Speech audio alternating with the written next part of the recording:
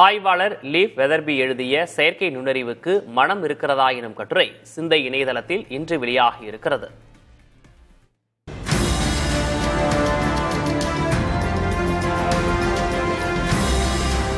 செயற்கை நுண்ணறிவுக்கு உணர்வு இருப்பதாக பல முன்னணி தொழில்நுட்ப வல்லுநர்களும் அறிவியல் அறிஞர்களும் நம்பி ஏமாறுகிறார்கள் என்று லீவ் வெதர்பி எழுதிய இக்கட்டுரை கூறுகிறது.